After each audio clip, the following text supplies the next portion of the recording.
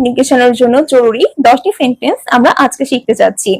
প্রথম sentence, thank you for messaging, message করার জন্য ধন্যবাদ। Second sentence, I understand your requirements, আমি আপনার চাহিদাগুলো বুঝতে পেরেছি।